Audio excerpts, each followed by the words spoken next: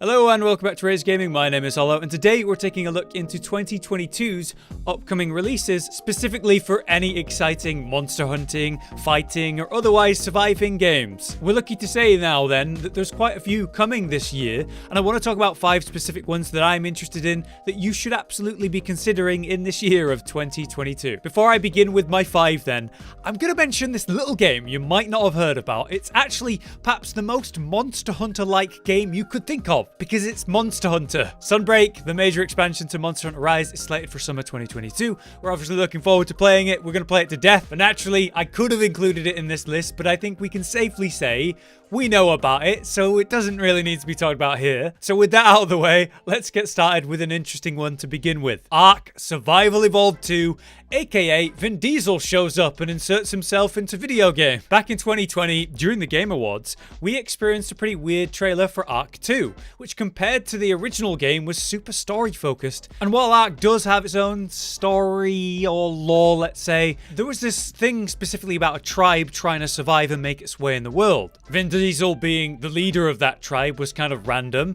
It kind of reminds me of like when Ed Sheeran showed up in Game of Thrones. It really takes you out of the world and feels a bit weird, at least to me. But all the same, Ark was a smash hit and had a pretty successful history since its release, beginning with early access all the way back in 2015. We're getting the sequel to that janky and clunky original. It was a great idea. A survival sim set on an island filled with dinosaurs that you can tame and use for all kinds of purposes. A brilliant and fun way to encounter many species of dinos, often terrifying, while you're just trying to survive in this grueling and punishing setting. You mix that with a fun survival elements like the base building, the technology, the skill progression of your character, and what you can go on to craft, risking more and more dangerous terrains to get those better materials as you continue to progress. I thought it was a great and well executed concept, plus the whole PvP bit if you're into that on multiplayer servers where you're raiding other people's bases with player controlled dinos fighting each other.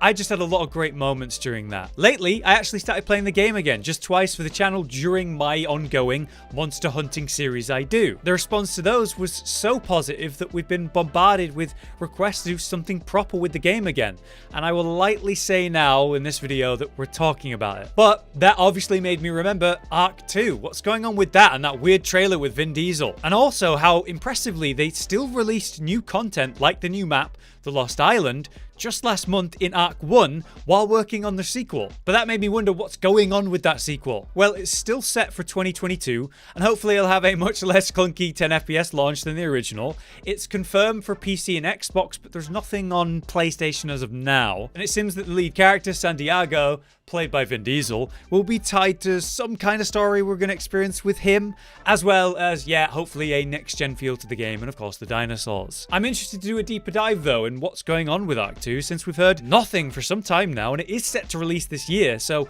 I may be back with a follow-up video specifically on that. But let's move on to the next monster hunting game then. Horizon Forbidden West, which is pretty close actually, releasing February 18th, just over a month from now. At this point, we've got to know the setting and story for the game pretty well, and we've seen some pretty cool gameplay moments to showcase how the game has evolved to give us more options in combat. That's really important because the devs have specifically stated that the machines are going to be much more threatening to deal with now. Maybe you agree with me here, but I thought the machines were cool conceptually in the original, but were lacking variety as you got used to the game. There was an element of repetition that set in. To me, the new gameplay looks like a good refresh and update to that. The good concept of the machine animals is of course still there, but now there's a lot more going on mechanically and apparently in the danger you'll face with that. Through the gameplay trailers, we've seen actually a lot of careful movement and stealth, where they're waiting for the right time to attack or avoiding combat because it kind of hints at the more intense danger of actually facing these things. In the direct combat, we've seen longer encounters which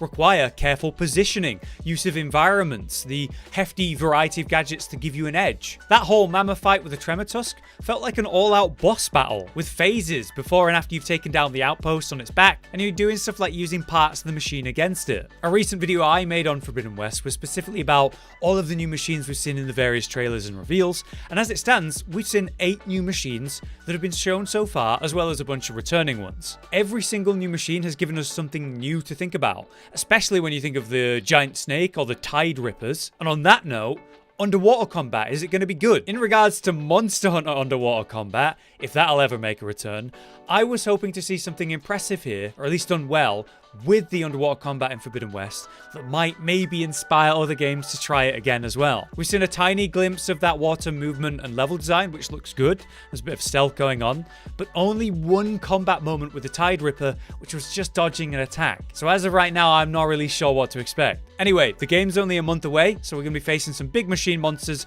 with a nice variety soon, and I think it's looking pretty damn good. Third on my list then is a game I've talked about in a couple of videos due to just how good the movement and magic look in this game. Forspoken, formerly known as Project Athia, is coming May 24th. As I have made a specific video about this one, I'll just get to the point. The magic and movement in this game looks incredible. The world you're playing in looks really cool, but also kind of scary. The monsters you're fighting are this wide variety of fantasy creatures, some kind of nightmarish, some classic. There's dragons, vulture monsters, goblins, humans of different cultures and fighting styles, undead, Valkyrie, mutant beasts of many breeds, and the giant nightmare monsters we've seen as well. Now the monsters look great and there's a nice variety, but how we deal with them actually looks even better. The magic of this game and world seems element-based, and each element essentially modifies your various attacks. So let's say you're using the ice or earth variant of the shot attack. Earth will shoot pellets like a machine gun, while ice is shooting big singular piercing shards. You can do things like create elemental weapons like the fire staff for more direct melee combat, or you could set up mines using the earth magic. And then there's other stuff like the explosive lightning magic, water that seems to be great for grouping up mobs like a black hole, crushing enemies with giant spikes, or shielding yourself against physical blows. So conceptually, I think this is extremely cool, and I think it's going to make for a really unique way to go fight monsters. Hopefully it lives up to the hype and how good it looks. Especially that exploration and travel with the insane parkour movement, the grapples, or even the ice hoverboard we've seen now. Or the boss fights, where we've seen the Tanta encounter at the end of one trailer. Obviously there's the dragon, and the huge nightmares we've seen for so far. As I've said though, it's coming May 24th and will be on PC and PlayStation 5. So yeah, hopefully it's as good as it looks. Next up for our fourth game on the list, maybe a surprising one. Sons of the Forest is finally coming on May 20th. Just a few days before Forspoken. This is the pretty incredible looking sequel to The Forest, a survival horror game from End Night Games. Having crash landed on a remote forest, you have to survive the wild while dealing what's in that forest, which is mutant monsters. These strange cannibal-like creatures that are just horrific to look at, all while you're searching for your son who's been missing since that crash. As a survival game, it's a big open world with no set missions other than, yeah, find your son and don't die, which leaves you to explore on your own and learn the truth on your own. This game was an extreme success. As a smaller project than they anticipated, this was in early access for 4 years before it released finally in 2018, having sold over 5 million copies at the time. What's particularly interesting to me about The Forest is the question of like, are these mutant cannibals actually the bad guy, or are you? Because you showed up here and they tried to communicate with you, they tried to protect one another and even avoid combat at times. They'll hide or work together, they'll even surrender if overwhelmed. And outside of that interesting question, you've got your whole shelter and survive systems in place, like hunting for food, collecting supplies in the day, surviving the night. You build up a guidebook on how to survive, you create blueprints, build up a base. It's basically just a fun survival game with creepy monsters and a really interesting story that, yeah, you can play solo or with friends and was a huge success. Sons of the Forest takes place directly after that story, and without spoilers, it's a logical character you're playing as after the events of the original. And you're heading to another island to learn more about what's going on, why do these places exist. Naturally that goes wrong and you crash land again. This time things are different seemingly though. There's friendly mutants all over the trailer that you're working with, I think because of the red mask you find. Throughout that trailer, the AI is looking really good, like weird and clever, alongside, yeah, loads of new strange mutant types and designs. Building and the progression is obviously going to be a big part of this game. The details look so good, particularly though, like the way the shovel is pulling up the ground, or the way he's cutting logs to make spikes on his wall. It's just really clean and really detailed. They've also said they're going to be making the game available to workshop on Steam, so possible modding to be done. And of course, it's going to be multiplayer as well. At the end of one of the trailers, we do see this horrific looking mutant thing they're fighting, like a boss fight. So I wonder how far they've gone with stuff like that. Survival monster hunting though, with an emphasis on the concept of a monster. I think it's going to be interesting. As of now, it's only releasing on PC, but maybe we'll see a console release in the future. All right, finally then, the last game, an obvious one too. Elden Ring. Of course, how could I not mention it? Big boss fights, huge monsters, an awesome combat system with tons of weapons and playstyles, not to mention all the magic, which they're going nuts on in this game with all the new types like summoning. I definitely don't need to waste my time and sell this to you. I just want to tell you how it turned me around. I played the network test when it happened, and I'm really glad that I did, because as someone who played literally every Soulsborne from Demon Souls all the way to Sekiro, I was actually disappointed by Elden Ring when I saw the gameplay and the concept of it. To me, it looked like Dark Souls 3, but slightly improved in an open world. And because of that, yeah, a lot of people were calling it Dark Souls 3.5. I always thought From Software were at the strongest with new concepts and the freedom to do new things.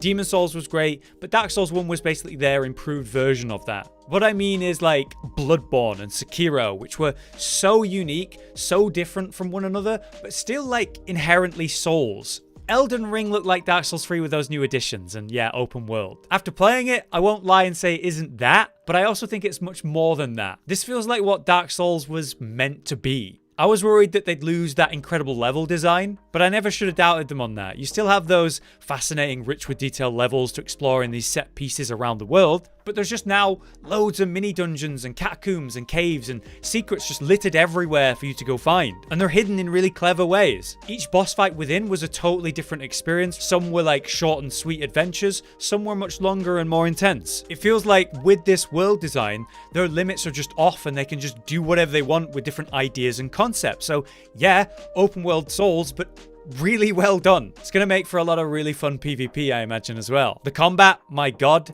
it looks and feels so good. The way they've given access to magic for everyone with the new weapon art system's genius. So you could play like an iconic knight with no sorcery about him, but then attach a spell to his weapon and suddenly, hey, you have a valuable way to use spells and MP without needing to be a full dedicated caster. And that opens up a lot of different build potential, which is going to be great for replayability.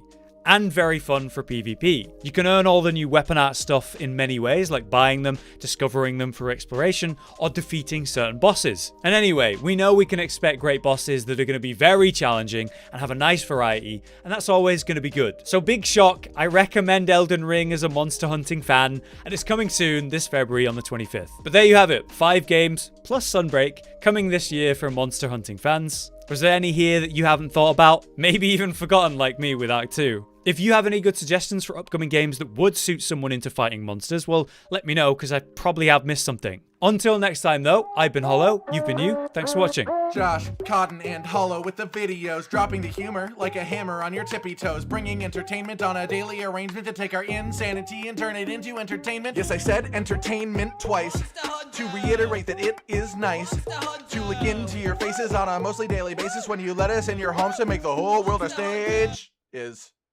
Goodbye.